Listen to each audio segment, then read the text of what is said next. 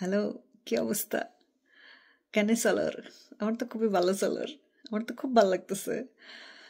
5ই August 7ই August যারা খুশির ঠেলায় নাচছিল, যে এই যে আওয়ামী লীগ বের হয়ে গেছে ক্যাম্পাস থেকে, আওয়ামী লীগ মুক্ত ক্যাম্পাস করে ফেলেছি, ছাত্রলীগ মুক্ত ক্যাম্পাস করে ফেলেছি, এক্সকিউজ মি, তারা এখন একে একে কতল হয়ে যাচ্ছে, কি যে ভালো লাগছে।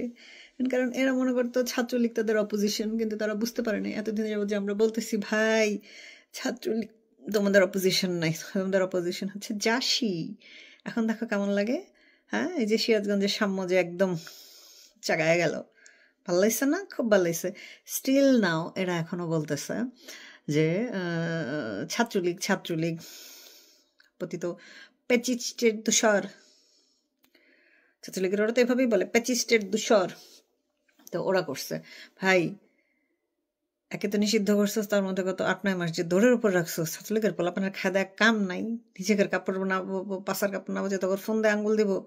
আগে তো নিজেদের সেভ করতে হবে, তারপর না তোদের ফোন দিয়ে আঙ্গুল দিব। ওই সময়টা তো আমরা এখনো পাই নাই, আমাদের নিজেদের ঘরদরি গুছায় ঠিক হয় নাই। তোদের ফোন দিয়ে আঙ্গুল দিব কখন? তোরা এই যে সারাক্ষণ যে আমাদেরকে তোদের অপোজিশন ভাইবা বৈশা মুলার জুস খাইতেছস, তাতে তোদের লাভ কি হইতেছে? দেখ,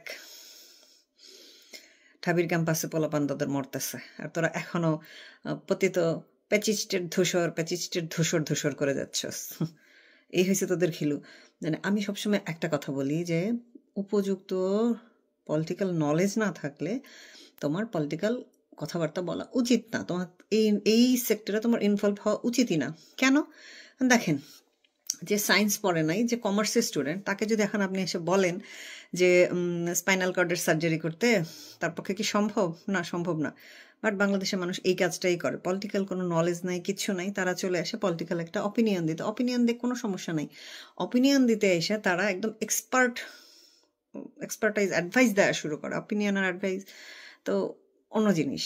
যেটা জুলাই আগস্টে তারা করছে, এক্সপার্টাইজ অ্যাক্টিভিটিস শুরু করে দিছে, অ্যাডভাইসও না, অ্যাক্টিভিটিস শুরু করে দিছে। সেই অ্যাক্টিভিটিসের গোয়া মারা এখন সারা দেশ খাচ্ছে। এবং একটা কমেন্ট খুব ভাইরাল, কোটি কোটি মানুষের মাথায় ঘুরছে, আগেই ভালো ছিলাম, কিন্তু লজ্জা বলতে পারছি। ইটস ট্রু, আসলে এটা সত্য কথা যে সবার মাথাতে এই কথাটা ঘুরতেছে, বাট ইগো প্রবলেমের কারণে এটা বলতে পারছে না।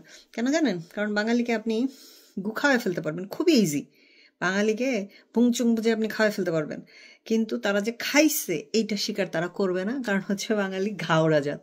এই ঘাওড়া জাত যত ভুলি করুক স্বীকার যাবে না, কিন্তু তারা খায় ঠিকই ফেলবে। আপনি এদেরকে যা খুশি খাওয়ায় ফেলতে পারবেন, যে কারণে জাসি দেখান তাদেরকে এই কোটা আন্দোলন নামে আন্দোলনে সামিল করে ফেলছে। তারা বুঝতেই পারে নাই তারা যে খাচ্ছে, খুশিতে নাচতে নাচতে চলে গেছে। এখন আমার কথা হচ্ছে, এই যে তোরা নাচতে নাচতে গেলি, এখন তোরা ভালো নাই কি জানা, কালি হয়তো কয়টা দিন সময় দেন ভাই। উঠতে মূলা পত্ত নেই বোঝা যায়, মানে বুঝোস নাই? যে গাছটা লাগানোর পরে হেলদি দেখা যায় সেটা মানুষজন ছোটবেলাতেই দেখে বুঝে, এবং সেই গাছটা রেখে বাকি সাইডে যে আশেপাশে থাকে সেগুলোকে ছেটে ফেলে। তোরা তোরা তো টাউনের মানুষ, বুঝোস নাই। আমি তো মফস্বলে বড় হয়েছি, তো আমি দেখছি যেসব চাষিরা ষাঁড় বাছুর আর কি কেনে হাটের থেকে, তারা ছোট বাছুর দেখেই কিনে, বুইরা ষাঁড় কিন্তু কিনে আনে না। কারণ কি? ওই বাছুরের গায়ের বান যেটাকে বলে বডি স্ট্রাকচার, ওটাকে লোকাল ভাষায় বান বলে। তো বডি স্ট্রাকচার দেখে বুঝতে পারে যে এটার ফিউচার ভালো হবে না খারাপ হবে। হ্যাঁ, 95% সময় ভালো হয়, 5% তো লাকের ওপর। তো ওই জন্য ওরা প্রেফার করে যে ভালো একটা ষাঁড় বাছুর কিনে লালন পালন করলে এটা ফিউচারে ভালো প্রফিট দিবে। এটারই বলে উঠতিমূলা পত্তনেই বোঝা যায়, মানে ছোটবেলা হইলেই বোঝা যায়, ছোটবেলা থেকেই বোঝা যায় যে আমরা জয় বাংলার লোক। এটাই হয়েছে ডিফারেন্স, বুঝতে পারছিস? তোরা যে রাজাকারের বাচ্চা, তোদের বাপ মা যে তোদেরকে কিছু শিখায় নাই, যে কারণে তোরা জুলাই আগস্টের স্লোগান দিতে পারছিস, আমি কে তুমি কে, রাজাকার রাজাকার। আমরা জীবনে এই জিনিস দিব না, আমাদের বাচ্চা কাচ্চারাও দিবে না। আমাদের বাপ মা এগুলো শিখে না, আমরা আমাদের বাচ্চা কাচ্চাকে শিখাচ্ছি না, কিন্তু তোরা দিতে পারবি, কারণ তোদের কোনো শিক্ষা নাই। তোদের ওই যে উঠতি মূলাপত্ত নিয়ে বোঝা যায়, এই জন্যই, বুঝতে পারছিস? তা এখনো তোরা এই একই জব পাড়ে যেতেছিস মাঝখানে নুনুসের কত উন্নয়ন দেখলাম, রোহিঙ্গাদের ফেরত পাঠিয়ে দিচ্ছে, রোহিঙ্গা তো ফেরত যাচ্ছে না, উল্টা আসতেছে বানের পানির মতো হু হু করে বাড়তেছে। ভলতারেস নাকি ফলতারেস আসছিল, এসে বলে গেল ইফতার করে আগামী ঈদ করবে, কোরবানি ঈদের তো 1 মাসও নাই এখন। তো এটা কোন ঈদ? এটা কি বিএনপির ঈদের পর আন্দোলন টাইপ হয়ে গেল না? বিএনপির ঈদের পর আন্দোলন হয়ে গেল না? তার মধ্যে আবার আমাদের আশিক বানায়া, সে তো মনে করো একটা ইংলিশ প্রেজেন্টেশন দিয়েছে, ওয়েবিনার করেছে, হু হু করে ইনভেস্টমেন্ট আসার কথা, কিন্তু আসছে না ইনভেস্টমেন্ট। আরো বিদেশি কি, দেশে ইনভেস্টমেন্টই কমে গেছে, তো ক্যা হুয়া? 59 সেকেন্ডের কল পেয়ে যে সে উঠতে উঠতে যে চলে আসলো দেশে নন্দিনীকে সাথে নিয়ে, নন্দিনীর পারমিশন ছাড়াই। দেশের কি উন্নতি হয়েছে? কিছু উন্নতি হয় নাই। সে গল্প শোনায়, সে সিঙ্গাপুরে লাক্সারি লাইফ রেখে আসছে। ও হলি খাও।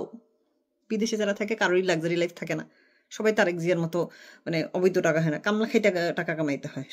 সো বিদেশের লাক্সারি লাইফ বাংলাদেশে তুলনা দিতে আইসো না, বুঝছো? বাংলাদেশে তোমার যে এই আশিকের যে একদম মালি কুক, এদের যে বেতন, এগুলোর জন্য মানুষ মানে অনার্স পাস লোকজন অ্যাপ্লাই করে। Do you have any idea? তোমার তো এই লেভেলের কোনো মানে দেখো না এই জীবনে, গিয়ে দেখো, একটু খোঁজ নিয়ে দেখো, এই লেভেলের চাকরির জন্য অনার্স মাস্টার্স পাস লোকজন অ্যাপ্লাই করে বসে আছে। আর ওখানে বলো যে আশিক অনেক লাক্সারি লাইফ ছেড়ে এসে এখানে দেশে কষ্ট করতেছে। মোটেই দেশে কষ্ট করতেছে না, সে দেশে লাক্সারি লাইফ লিড করতেছে। তার একমাত্র যোগ্যতা হচ্ছে ইউনুস তাকে চেনে, তার কোনো যোগ্যতা নেই। সে বিডার মাথায় উঠে বসে আছে। 9 মাসে তো একটা ইনভেস্টমেন্ট আনতে পারে নাই। যা শো করছে সেটা আবার আওয়ামী লীগের অর্জন।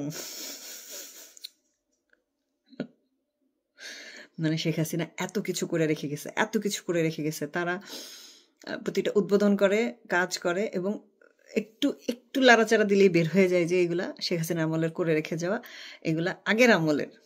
তাদের নিজেদের তারা নাকি পদ্মা সেতু এই করবে, সে করবে, পদ্মা সেতুর মতো এই বানায় ফেলা যায়, সে বানায়। 9 মাসে একটা কোনো কিছুর ফাউন্ডেশন করে তো তোরা দেখাইতে পারস না যে আমরা 9 মাসে এই উন্নয়ন কাজটা শুরু করে ফেলছি। উল্টা আশিক দেখলাম প্রজেক্ট ছোট করে এনেছে। মানে কই জানি জায়গাটার নাম বললো, পত্রিকা ভুলে গেলাম, এত নিউজ দেখি মনে থাকে না। তো ওই যা প্রজেক্ট তারা স্মল সাইজ করে এনেছে, এত বড় প্রজেক্ট তারা হ্যান্ডেল করতে পারবে না, তাই তারা প্রজেক্ট সাইজ ছোট করেছে। মানে কিরে ভাই, তোদের ইন্টারন্যাশনাল প্লেয়াররা মিলে একটা বড় প্রজেক্ট করতে পারতেছিস না? শেখ হাসিনা তো সব করছে।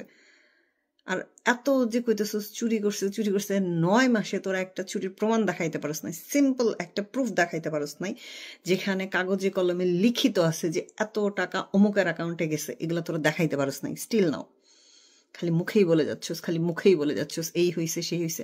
আমরা একটা নথিপত্র এখনো পাই নাই, এবং পুরো তছনছ করে ফেলতেছস, কিন্তু তোদের কোনো কাছে প্রুফ নাই। খালি দেখি আবার সেক্রেটারিয়েটে দেখি খালি সবাই যায়, হান্নান মাসুদ যায়, মাংস কমাও মাসুদ যায়, তারপর হচ্ছে সার্ভিস যায়, আবদাল্লা যায়, এখন দেখি উমামাও শুরু করছে। উমামা এতদিন চান্স পায় না, এখন তারও টাকা পয়সা দরকার, বিয়ে শাদী করবে, সেটেল হওয়া দরকার, কারণ আওয়ামী লীগ আসলে তো সে রাস্তায় বেরোতে পারবে না, তাকে মেরে ফেলবে।